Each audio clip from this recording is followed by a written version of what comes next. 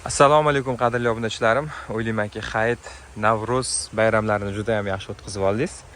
Bugun bo'lsa, sizlarga va'da qilganimdek, Zahiriddin Flowers pitomligimizdagi o'tlar bilan tanishtirib o'taman, ya'ni manzarali o'tlar. Manzarali o'tlarni tanishtirishdan shunday aytib o'tishim kerakki, manzarali o'tlar hozirgi kunda nafaqat O'zbekistonda, balki butun dunyoda haqiqiy urfga aylanayotgan o'simliklardan biri hisoblanadi. Savol tug'iladi, nima uchun? Sababi juda ham kam suv iste'mol qilishi, erkin o'sa olishi va ko'p yillik bo'lganligi, shu bilan bir qatorda yer eroziyasini kamaytirishga va sizni hovlingizdagi sho'rlanish darajasini pasaytirishga va qirg'oq bo'ylarini ko'kalamzorlashtirishda o'zini betakror estetik ko'rki tufayli butun dunyoda sevilib ekiladi. O'zbekistonda urfga aylanmagan, chunki nimaga desa, asosan buni markazda turadigan elita vakillari ko'proq ekishadi. Chunki o'tlar, misol uchun, bizda shunaqa tushuncha bor. Men bu o'tni palon pulga olamanmi? Xuddi bir yaylovda o'sayotadigan o'tga o'xshagan narsani pulga sotib olamanmi degan tushuncha bor edi. Lekin hozirda sekin-astalik bilan o'zbek xalqimiz ham juda ham o'zligisini, bog'liqsini chiroyli sevib, juda ham chiroyli estetik bezashni reja qilib, shular bo'yicha harakat qilishayotganligi tufayli o'tlarni ham hovliliksiga ekishyapti. Bugun men O'zbekiston iqlimiga mos tushadigan bir nechta navdagi o'tlarni Zahiriddin Flowers'da sotilayotganlari bilan tanishtirib o'taman. Xudo xohlasa, eng arzoni yoki eng qimmati ham demayman, cho'ntak bob, ya'ni hamyonbop, eng muhimi mehr bilan sifatli qilib yetishtirilgan o'tlar bizda sotuvda bor. Hozir sizlar bilan birma-bir tanishib chiqamiz.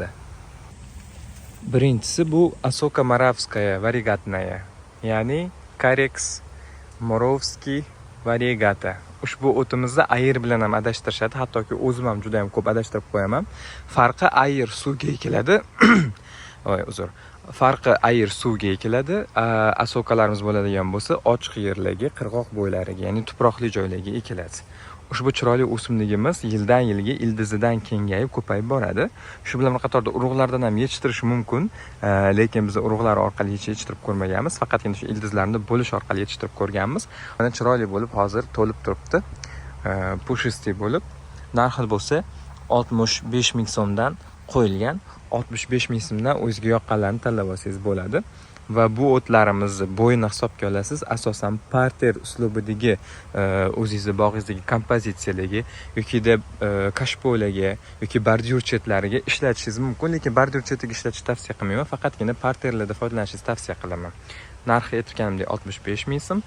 Xohlaganingizga kelib tanlab sotib olsangiz bo'ladi.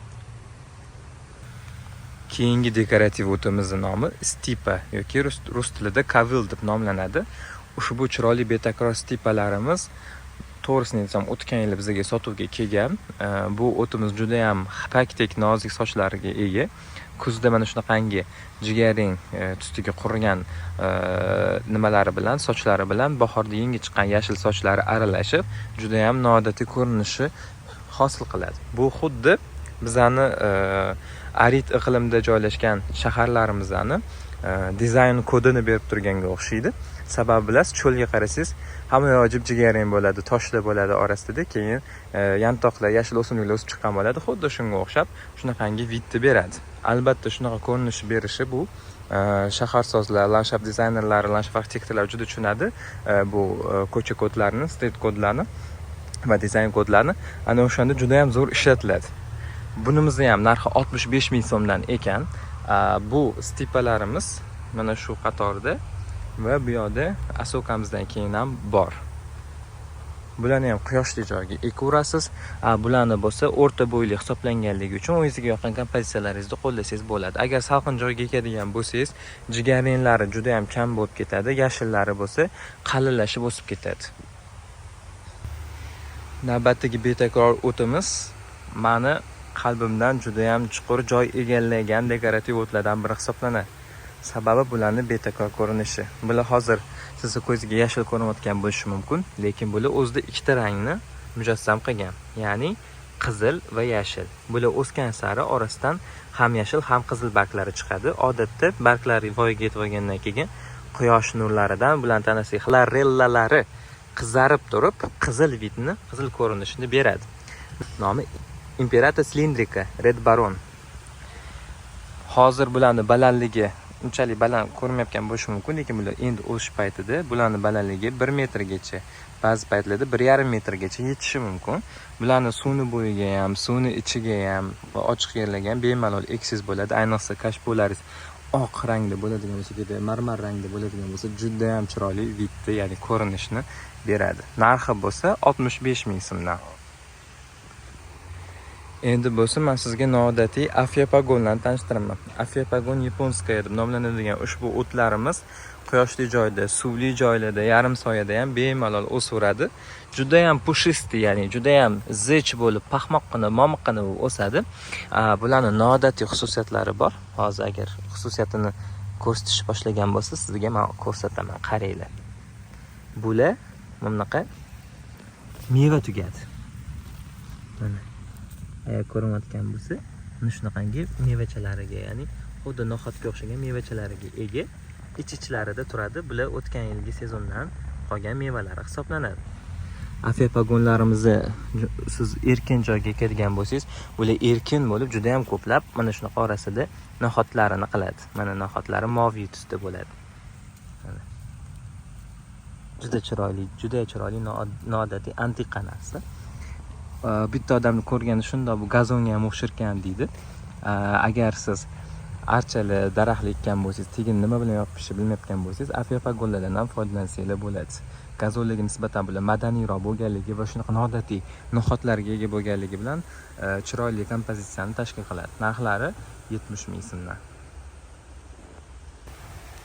Keyingi o'timiz sizga ham menga ham begona emas va juda ham ko'p tarqalganligi va siz ham taniyotganingizdan bilish mumkinki, ushbu betakror o'tlarimiz O'zbekiston iqlimiga juda ham yaxshi moslashgan.